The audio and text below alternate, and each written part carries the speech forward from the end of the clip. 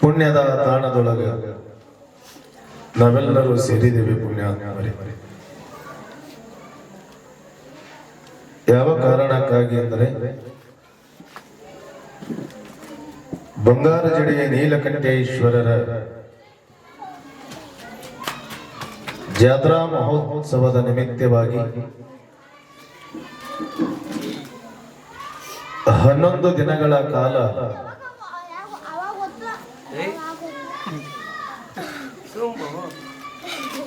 ತ್ರಿವೇದ ದಾಸೋಹ ಮೂರ್ತಿಯಾಗಿರುವಂತ ಬರಗಾಲ ಭಕ್ತನಾದ ಬಂಜೆಯರ ಬಾಳನ್ನ ರಂಜನೆಗೊಳಿಸಿದ ಭವರೋಗ ವೈದ್ಯ ಕಲಬುರಗಿಯ ಶರಣಬಸವೇಶ್ವರರ ಪರಮ ಪಾವನ ಪುರಾಣವನ್ನ ಆಲಿಸಬೇಕಂತ ತಿಳ್ಕೊಂಡು ಬಂಗಾರ ಜಡಿ ನೀಲಕಂಠೇಶ್ವರರ ಶ್ರೀಮಠದೊಳಗ ನಾವೆಲ್ಲರೂ ಸೇರಿದ್ದೇವೆ. ಪುಣ್ಯಾತ್ಮರು ನಾಡಿನ ತುಂಬೆಲ್ಲ ಮಹಾ ತ್ರಿವೇದ ದಾಸೋಹ ಮೂರ್ತಿಯಾಗಿರುವಂತ ಶರಣಬಸವನ ಪಾವನ ಪುರಾಣವನ್ನ ಇಡೀ ಕರುನಾಡಿನ ತುಂಬೆಲ್ಲ ಪ್ರತಿಯೊಂದು ಊರೊಳಗ ಶರಣಬಸವನ ಪುರಾಣವನ್ನ ಕೇಳುತ್ತಾ ಹಚ್ಚುತ್ತಾ ಬಂದಿದ್ದಾರೆ. ಭಕ್ತರ ಹೃದಯ ಮಂದಿರದೊಳಗ ಶರಣಬಸವ ಯಾಕ ಚಿರಸ್ಥಾಯಿಯಾಗಿ ಉಳುದ ಅಂತಂದ್ರ ಅರಳಗುಂಡಿಗೆ ಪುರದೊಳಗ ಸಾಲೋಕ್ಯ ಮನೆತನದೊಳಗ ಜನ್ಮವನ್ನ ತಾಳಿ ಬಂದಿರುವಂತ ಶರಣ ದಯಾಳ ಮೂರ್ತಿಯಾಗಿದ್ದ, ಕರುಣಾ ಸಾಗರನಾಗಿದ್ದ, ದೇಹಿ ಎಂದವರ ಕಷ್ಟಗಳನ್ನ ದೂರ ಮಾಡಿರುವಂತ ಶರಣಬಸವ ಬರೇ ಮನುಷ್ಯರ ಮೇಲಷ್ಟೇ ದಯೆಯನ್ನ ತೋರ್ಲಿಲ್ಲ, ಸಕಲ ಜೀವಿ ರಾಶಿಗಳಲ್ಲಿ ಸಹಿತ ದಯೆಯನ್ನ ತೋರಿರುವಂತ ದಯಾಳ ಮೂರ್ತಿ ಶರಣಬಸವ.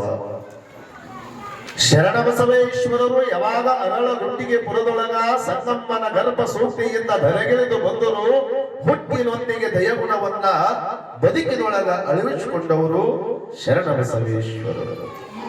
ಅದಕ್ಕ ಪುಟ್ಟರಾಜು ಶಿವಯೋಗಿಗಳು ಬರೀತಾರೆ, ದಯಗುಣವು ಅದು ಕಲಿಸುವುದಲ್ಲ, ಕಲಿಸಿದರು ಅದು ಬರುವುದಲ್ಲ, ನೈಸರ್ಗಿಕವಾಗಿ ತಾಜೈಸಬೇಕು, ದಯವೇ ಧರ್ಮದ ಮೂಲವಾಗಿದೆ, ಗುರುಕುಮಾರ ಪಂಚಾಕ್ಷರೇಶ್ವರ. ದಯಾಗುಣ ಅನ್ನೋದೇನದ ಇದು ಯಾರೋ ಹೇಳಿದ್ರು ಬರುವಂತದಲ್ಲ, ದಯಗುಣವು ಅದು ಕಲಿಸುವುದಲ್ಲ, ಕಲಿಸಿದರೂ ಅದು ಬರುವುದಲ್ಲ, ತನ್ನಿಂದ ತಾನ ಬಂದಿರಬೇಕು. ಎಂಥ ದಯಾಳ ಮೂರ್ತಿಯಿಂದ ಶರಣಬಸವನ್ನಕ್ಕ ಬ್ರಹ್ಮನ ಪುರವಾಸಿಯಾಗಿರುವಂತ ಶರಣಬಸವ ದೊಡ್ಡಪ್ಪ ಗೌಡರ ದಾಸೋಹದ ಮನೆಯೊಳಗ ಇರುತ್ತಿರುವಂತ ಸನ್ನಿವೇಶದೊಳಗ ಸಾವಿರ ಸಾವಿರ ಭಕ್ತ ಬಳಗ ಶರಣಬಸವೇಶ್ವರರು ಕಲಬುರಗಿಯ ಪುರದೊಳಗ ಇರುತ್ತಿರುವಂತ ಸನ್ನಿವೇಶದೊಳಗ ಬಡವರ ಬಂದಾರ, ಬಲ್ಲಿದರ ಬಂದಾರ, ದೀನರ ಬಂದಾರ, ದಲಿತರ ಬಂದಾರ, ನೊಂದವರು ಬಂದವರ, ಬಂದವರ ಬಂದಾರ, ಶ್ರೀಮಂತರ ಬಂದಾರ, ಯಾರೇ ಬಂದರು ಸಹಿತ ಅವರವರ ಭಕ್ತಿಗನುಗುಣವಾಗಿ ಕರುಣೆಯನ್ನ ತೋರುವಂತ ಕರುಣಾಮೂರ್ತಿ ಶರಣಬಸವ.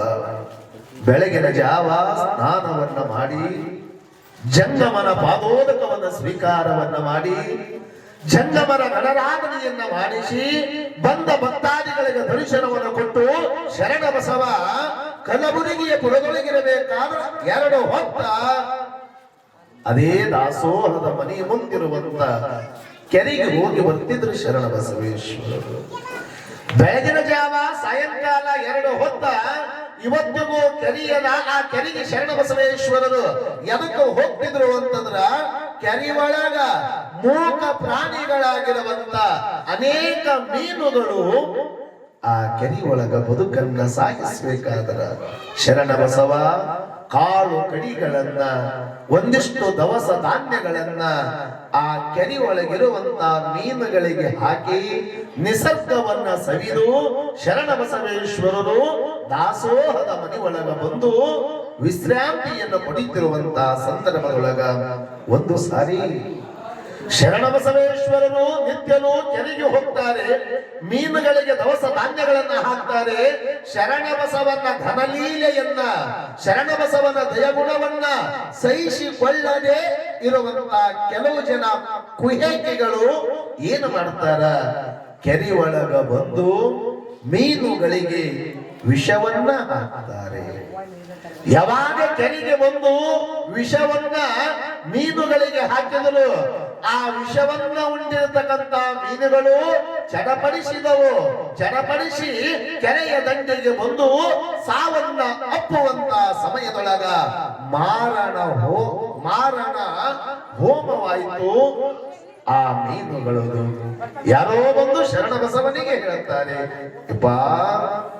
ಮೂಕ ಪ್ರಾಣಿಗಳಾಗಿರುವಂತ ಮೀನುಗಳು ವಿಷವನ್ನ ಉಂಡಾವೋ ಏನೋ ಗೊತ್ತಿಲ್ಲ, ಆದ್ರೆ ಎಲ್ಲ ಕೆರೆ ಒಳಗಿರುವಂತ ಮೀನುಗಳು ಕೆರೆಯ ದಂಡಿಗೆ ಬಂದು ಸತ್ತೋದು ಬಿಡಕತ್ತಾವಂತ ತಿಳ್ಕೊಂಡು ಯಾವಾಗ ಅಲ್ಲಿರುವಂತ ಭಕ್ತ ದಾಸೋಹದ ಮನೆ ಒಳಗಿರುವಂತ ಶರಣಬಸವನಿಗೆ ಬಂದು ಹೇಳಿದರು, ಶರಣಬಸವ ಯಾವಾಗಲೂ ಮಾನವರನ್ನ, ಪ್ರಾಣಿಗಳನ್ನ, ಎಲ್ಲ ಜೀವಿಗಳನ್ನ ದಾಸೋಹದ ಭಾವದೊಳಗೆ ಕಾಣುವಂತ ಶರಣಬಸವ, ಯಾವಾಗ ಕೆರೆಯಾಗಿರುವಂತ ಮೀನುಗಳು ಶಿವನ ಪಾದವನ್ನ ಸೇರಿದವಲ್ಲ ಅಂತ ತಿಳ್ಕೊಂಡು ದಾಸೋಹದ ಮನೆ ಒಳಗಿರುವಂತ ಒಂದಿಷ್ಟು ಭಸ್ಮವನ್ನ ತೆಗೆದುಕೊಂಡು ಬರ್ತಾರೆ. ಯಾವಾಗ ಭಸ್ಮ ತೆಗೆದುಕೊಂಡು ಬಂದು ನೋಡ್ತಾರೆ, ಶರಣಬಸವನಿಗೆ ಆಗಲಾಗದ ಜನ, ಶರಣಬಸವನಿಗೆ ಏನೋ ಮಾಡಕ್ ಆಗದಿರುವಂತ ಜನ ಮೂಕ ಪ್ರಾಣಿಗಳ ಮ್ಯಾಗ ದ್ವೇಷವನ್ನ ತಮ್ಮ ಸಾಧಿಸಬೇಕಂತ ತಿಳ್ಕೊಂಡು ಯಾವಾಗ ಮೀನುಗಳಿಗೆ ವಿಷವನ್ನ ಹಾಕಿದರು, ವಿಷವನ್ನ ಉಂಡ ಮೀನುಗಳು ಎಲ್ಲವೂ ಸತ್ತಾಗ ಶರಣಬಸವೇಶ್ವರ ಬಂದು ನೋಡಿದರು.